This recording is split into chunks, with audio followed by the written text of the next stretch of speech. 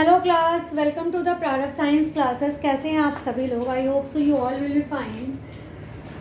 आप लोगों से कुछ छोटी छोटी बातें करनी हैं, जैसे कि आज का हमारा टॉपिक है क्लास 11 का स्ट्रक्चर, एटॉमिक स्ट्रक्चर। हमने इसके पहले भी एक क्लास अभी अपलोड की है इसके बारे में, वो है हमारी एटॉमिक स्ट्रक्चर। आज हम इसमें बात करेंगे। हमने इसके पहले सबसे पहले इलेक्ट्रॉन, प्रोटॉन, न्यूट्रॉन के बारे में बताया है, और इसके बाद हमने आपको वो जो क्या कहते हैं थॉमसन इफेक्ट वाला मॉडल था, थॉमसन कौन सा था वो वाला मॉडल? प्लम मॉडल था, थॉमसन मॉडल ऑफ एटम, वो बताया था। और उसके बाद अब हमने बताया है आपको उसके सब मॉडल्स के बारे में बात की हमने, है ना, सब चीज़ों के बारे में बात की हमने इसके पहले। अब हम बात करेंगे आज रदरफोर्ड की, ठीक है।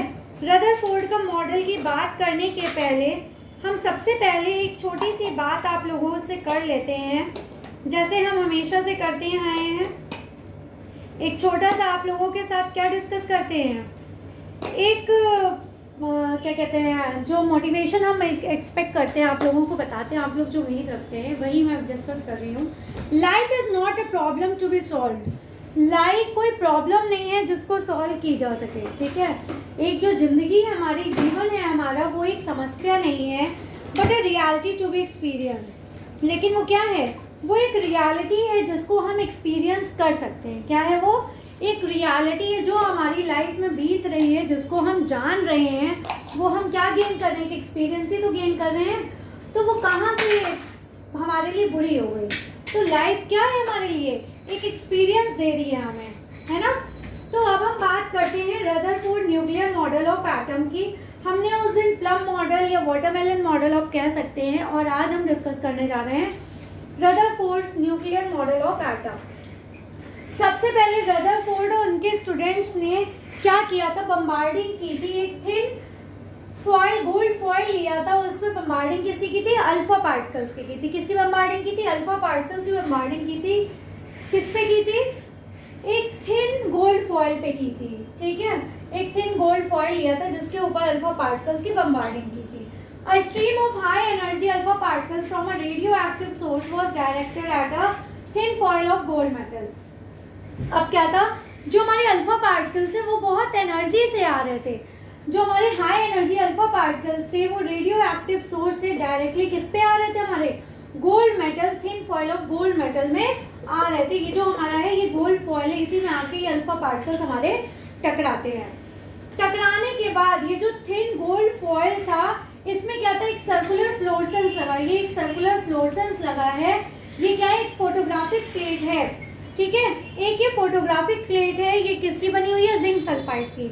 और ये जो जिंक सल्फाइड की हमारी प्लेट है, इसी पे हमारे ये अल्फा पार्टिकल्स जाके क्या करते हैं? टकराते हैं। और ये क्या देते हैं? एक लाइट देते हैं, टाइनी फ्लैश फ्लोरेसेंस देते हैं, फ्लैश लाइट देते हैं एक पॉइंट में जाके। जब यहाँ से टकराते हुए ये आगे जाते हैं तो ये क्या देते हैं? फ्लैश लाइट देते हैं, ठीक है। उसके बाद ये अल्फा पार्टिकल्स क्या करते हैं? स्क्रीन से टकराते हैं। Tiny flash light was produced at that point. उस पॉइंट में एक टाइनी फ्लैश लाइट प्रोड्यूस करते हैं। अब थॉमसन मॉडल ऑफ एटम जो दिया था, इसमें क्या था? The mass of each gold atom in the foil should have been spread evenly over the entire atom. पूरे एटम पे, ठीक है, जो पूरा एटम था हमारा, तो थॉमसन मॉडल इफेक्ट के अकॉर्डिंग जो मास था गोल्ड एटम का, मास है हमारे पूरे फॉइल में, वो क्या होता है? फैल जाता है इवनली, पूरे एटम पे इक्वली फैल जाता है। And alpha particles had enough energy to pass directly through such a uniform distribution of mass. और क्या था? जो अल्फा पार्टिकल्स थे उनके पास इतनी एनफ एनर्जी थी, इतनी भरपूर एनर्जी थी कि वो डायरेक्टली अपना मास किस में डिस्ट्रीब्यूट कर रहे थे? उसमें हर जगह बराबर से डिस्ट्रीब्यूट कर रहे थे, यूनिफॉर्मली डिस्ट्रीब्यूट कर रहे थे। कहीं भी ऐसा नहीं था कि यहाँ ज़्यादा यहाँ कम, ऐसा कहीं भी नहीं था। वो हर जगह पे बराबर अपना मास डिस्ट्रीब्यूट करते जा रहे थे। The particles would slow down and change direction only by a small angle as they pass through the foil. ये जो पार्टिकल्स हैं क्या हो जाते थे? धीरे धीरे स्लो डाउन होते चले जाते थे। और क्या करते थे? छोटे छोटे मास पे, छोटे छोटे एंगल्स में क्या करते थे? उस फॉइल से एक डायरेक्शन अपनी चेंज करते जाते थे। जैसे ये हमारे पार्टिकल्स आए तो यहाँ से ये डायरेक्शन चेंज कर रहे हैं, थोड़ा थोड़ा सा डायरेक्शन फॉइल पे चेंज करते चले जाते थे। जैसा कि हमने यहाँ पे देखा है, एक हमारे अल्फा पार्टिकल लिया गया, सोर्स लिया गया जहाँ से अल्फा पार्टिकल्स हमारे निकल रहे हैं। यहाँ से जब हमारे अल्फा पार्टिकल्स निकले, लेड प्लेट में टकराए, लेड प्लेट में टकराने के बाद यहाँ पे एक राउंड सर्कल बनाया है, ठीक है। एक क्या लिया है, फोटोग्राफिक प्लेट ली है, राउंड पूरी ली है इन्होंने, लेकिन यहाँ पे सामने से हमें सिर्फ आधी ही दिख रही है। तो ये जो राउंड फॉइल है, इसमें अंदर क्या लगाई है, गोल्ड फॉइल लगाई है। तो जब अल्फा पार्टिकल्स इस गोल्ड फॉइल पे टकराते हैं तो क्या होते हैं, आगे जाके जो फोटोग्राफिक प्लेट है ये किसकी बनी हुई है, जिंक सल्फाइड की बनी है, ठीक है। जब इनसे टकराते हैं तो क्या देते हैं, एक वो फ्लैश लाइट बनाते हैं और एक चमक देते हैं जब वो टकराते हैं। तो यही ये पूरा इन्होंने रदरफोर्ड का न्यूक्लियर मॉडल ऑफ एटम में यही बताया है। गोल्ड फॉइल ली गई है, यहाँ से अल्फा पार्टिकल्स भेजे जाते हैं, वो उसमें टकराते हैं, टकराने के बाद वो एक फ्लैश, छोटे छोटे पार्टिकल्स फ्लैश लाइट देते हैं। उसके बाद वो पूरे में क्या करते हैं, फैल जाते हैं इक्वली यूनिफॉर्मली, मास उसमें पूरा फैल जाता है।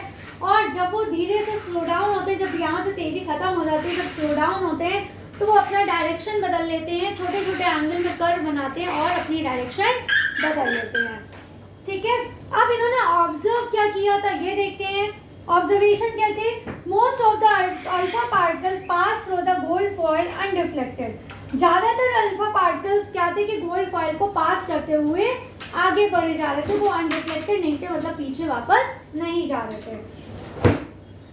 A small fraction of the alpha particles, कुछ फ्रैक्शन मतलब बहुत कम माइन्यूट फॉर्म में जो हमारे अल्फा पार्टिकल्स थे वो क्या थे, डिफ्लेक्ट हो रहे थे, was deflected by small angle, छोटे छोटे एंगल से वो क्या हो रहे थे, वापस डिफ्लेक्ट हो रहे थे, वापस आ रहे थे, ठीक है। अ स्मॉल फ्रैक्शन हो गया, a very few alpha particles, जो बहुत थोड़े से अल्फा पार्टिकल्स थे, ठीक है, वो क्या थे, a very few alpha particles bounced back, that is were deflected by nearly 180 degree.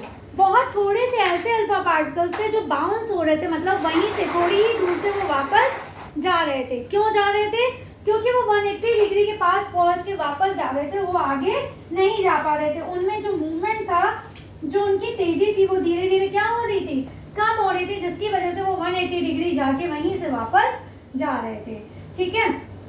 तो ये इन्होंने ऑब्जर्व किया था, किसने, रदरफोर्ड ने ऐसा ऑब्जर्व किया था। अब रदरफोर्ड ने एक और मॉडल दिया था हमें, ठीक है। ये तो ऑब्जर्वेशन, इनकी समरी भी निकालेंगे तो समरी में भी यही दिया है जो मैंने आपको यहाँ पे इनके मॉडल में बताया है, ठीक है। समरी मतलब क्या होता है, उसका संक्षेप में बताना, मतलब क्या कहते हैं, बहुत कंक्लूजन निकालना उसका, ठीक है। अब हम इसका बाद का एक और मॉडल देख लेते हैं। रदरफोर्ड ने एक और मॉडल दिया है इन्होंने।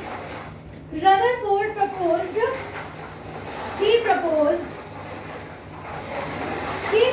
The nuclear model of atom, यही चीज दी है, न्यूक्लियर मॉडल ऑफ एटम, ठीक है। इन्होंने एक एटम का मॉडल दिया है, ठीक है। किसका दिया है इन्होंने model, nuclear model of atom दिया हुआ है, ठीक है। तो सबसे पहले इन्होंने क्या दिया है, इनके मॉडल के अकॉर्डिंग जो पॉजिटिव चार्ज है, positive charge and most of the मास, ज्यादातर जो मास है of the atom was densely concentrated in extremely, ये क्या था, एक्सट्रीमली स्मॉल रीजन पे क्या हो रहे थे, कंसंट्रेटेड फॉर्म में डेंस हुए जा रहे थे, ठीक है, पास हो रहे थे। This is very small portion of atom, small portion of atom, इनका बहुत छोटा सा पोर्शन एटम का जो था, ठीक है, जिसको क्या कहा उन्होंने, वॉज कॉल्ड न्यूक्लियस। और किसने कहा, रदरफोर्ड ने कहा। रदरफोर्ड ने क्या कहा कि जो पॉजिटिव चार्ज है, most of the mass of the atom was densely concentrated in extremely small region, जो हमारा पॉजिटिव चार्ज है वो बहुत डेंसली है, मतलब बहुत पास है, घने एरिया में है। और ये कैसा है, mass of the atom was densely concentrated in extremely small region, बहुत कम रीजन में वो बहुत पास आके चार्ज इकट्ठा हो जाते हैं, पॉजिटिव चार्ज, ठीक है। This is very small portion of atom, atom का वो बहुत छोटा सा पोर्शन क्या कहलाता है, न्यूक्लियस। जैसे ये एटम है, इसमें ये न्यूक्लियस बना है, ये कैसा है आपका, ये पॉजिटिव है, ये इतना छोटा है कि ये पॉजिटिव साइन इसमें सब डेंसली आ जाते हैं, इसके बाहर पूरा निगेटिव चार्ज से ये घिरा होता है, ठीक है, ये डेंसली पोर्शन होता है हमारा। इसके बाद का जो है हमारा वो क्या कहा था, जो न्यूक्लियस है हमारा, nucleus is surrounded by electrons that moves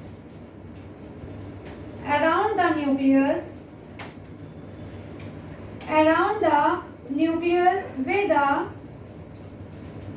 high speed in circular path called orbit।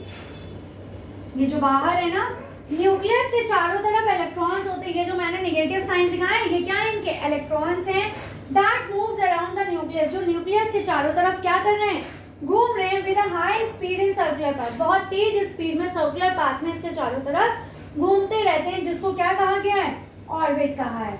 जो पॉजिटिव चार्ज होता है, जो डेंसली होता है, डेंसली एक आसपास आपस में जुड़े होते हैं, वो क्या है हमारे, वो हमारे क्या है, प्रोटॉन्स, मतलब पॉजिटिव चार्ज हो गया, और इसके ये न्यूक्लियस हो गया अंदर का, और जब इसके बाहर पूरे चारों तरफ ये निगेटिव चार्ज से बना हुआ है, इसके चारों तरफ निगेटिव चार्ज मूव कर रहे हैं न्यूक्लियस के चारों तरफ हाई स्पीड में सर्कुलर पाथ में, तो उसे क्या कहा गया है, ऑर्बिट कहा है, ठीक है। ये ऑर्बिट और न्यूक्लियस आप लोगों का ये पूछा जाता है, ठीक है।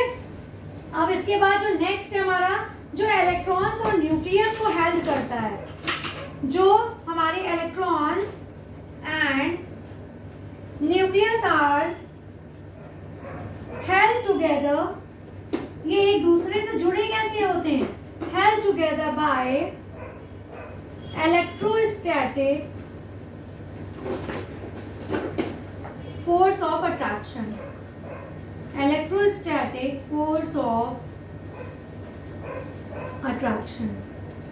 ये किससे आपस में बंधे होते हैं, जब ये निगेटिव और पॉजिटिव दोनों हो जाते हैं, जैसे पॉजिटिव और निगेटिव ये आपस में जुड़े किससे हैं, ये इलेक्ट्रोस्टैटिक फोर्स ऑफ अट्रैक्शन से आपस में कंबाइन है, ठीक है। तो ये रदरफोर्ड का ये कंप्लीट हो गया। अब इसके ड्रॉबैक्स वगैरह मैं नेक्स्ट क्लास में बताऊंगी। ये हमारा पूरा मॉडल इफेक्ट था, इसको याद कर लीजिएगा, ये बहुत पूछा जाता है आपसे, पूरा लॉन्ग क्वेश्चन में आता है, ठीक है। इसके ड्रॉबैक्स भी आते हैं जो मैं नेक्स्ट क्लास में बताऊंगी। Please like share subscribe my channel. Thank you, take care class.